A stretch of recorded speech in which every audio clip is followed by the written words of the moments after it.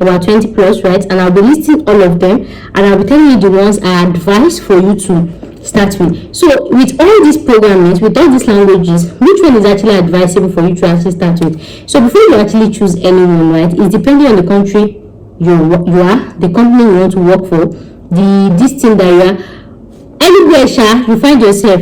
But then after making a list of this, I'll tell you guys the most popular, the ones that websites or organizations, all these top paying countries that actually make use of.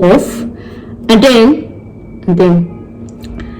okay, let's get started first. Don't let me say everything first. So in no particular order, at first, the first on our list is SQL. The next on my list is Java. The next on my list is JavaScript. I know most people don't know that there's actually a huge difference between Java and JavaScript. People might not without making that video. There's a huge difference between Java and JavaScript. So next on my list is Basic. The next on my list is Swift.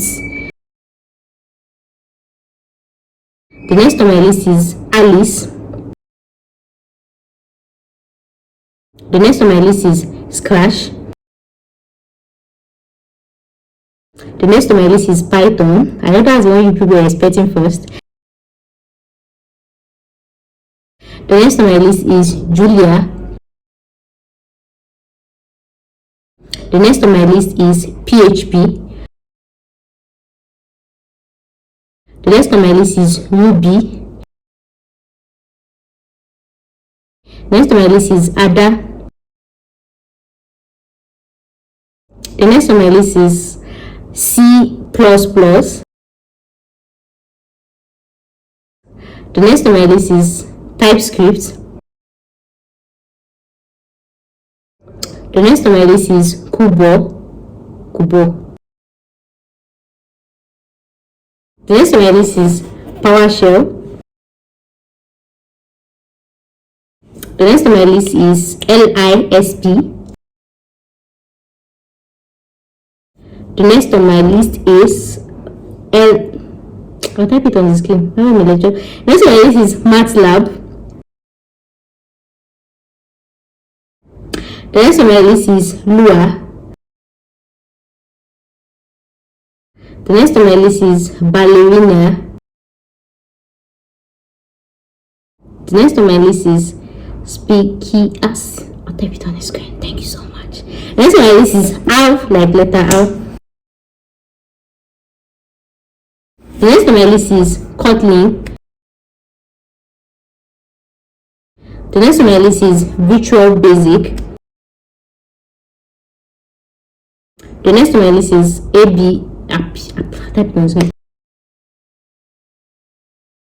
next on my list is Haskell. The next on my list is Clojure. The next on my list is Semulia. The next on my list is Fortran. The next on my list is Effile. The next one on my list is C with N alternate. The next on my list is Objective-C. The next on my list is Go. The next on my list is Delphi. The next on my list is Groovy. The next on my list is Rust. The next on my list is Smalltalk. The next on my list is Rebo. The next on my list is Viba. The next on my list is capital C. The next on my list is Dart. The next on my list is Perl. The next on my list is Harem. The next on my list is Pascal. And last but not the least on my list is prolong. So that's how many? 2, 4, 6, 8, 10, 12, 14, 16, 18, 20, 22, 24, 26, 28, 30, 32, 34, 36, 38, 40, 42, 44, 46, 48, 50.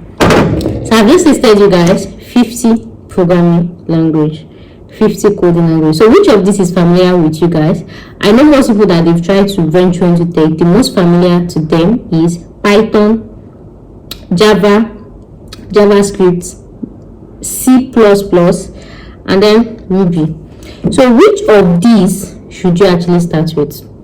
I would actually advise, as a starter, a newcomer coming into tech for the first time, you're welcome. I would actually advise you start with Python/JavaScript. So anyone you feel you can start from. So the thing is, some people actually feel like Python is easier. Some people feel like JavaScript is easier. But generally, more people feel like Python is easier than JavaScript. Like I said, there's a huge difference between JavaScript and Java. So the one you should start with as a first time is JavaScript or Python. So once you can learn Python or JavaScript, that way it's easy for you to learn more programming languages. So like I said, I've mentioned 50 programming languages in the whole world as at when I'm making this video, right? So which one? So like I said, Python and JavaScript, they're like the basis.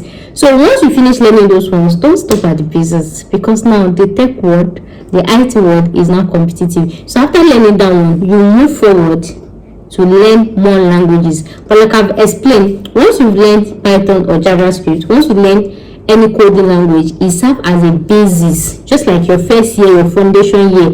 So you going to your second year is like you learning Ruby or learning C++, or so learn as much programming languages as you can, so that you can work in different organizations. And sometimes, for example, if you want to work on Google, right, you can just go to Google website and see the coding language that they work with. I think Google actually makes use of Python, they make use of JavaScript, they make use of Java, they make use of, I think, Ruby, right? Not all organizations actually make use of Ruby, but it's always good to be versatile. So like I said, once you know the basics, once you learn maybe JavaScript and Python, for you to learn other ones is not going to be an hassle like this thing. So another mistake people make is, for example, a new person coming into tech, and then you are starting with Ruby, you are starting with C++. You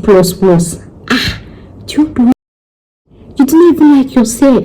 It is wrong. So you start from the basis. So the basis that is advisable, that is more beginner friendly, is Python or what's it called? Python or JavaScript. So you can start with any one of that.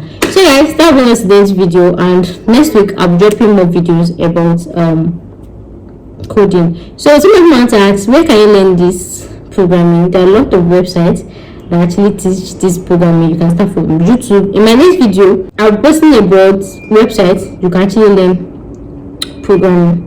Yeah, that you can actually learn programming or coding for free in my next video. But for now, you can start with YouTube videos, you can start with Google, you can start with websites, you can start with this thing. And then another thing is, there's an important criteria for you to learn coding. In as much as I don't know if you can do coding with your phone, but it's always advisable to have a laptop, obviously, to learn coding, right? Because some of those applications you're going to download and everything will not be mobile compatible, right? It is more freelancing, more work efficient, more kinikon if you're actually doing coding on your laptop, right? So guys, that will be the end of today's video, and of course, I'll see you guys in the next one. Thanks for watching. Bye.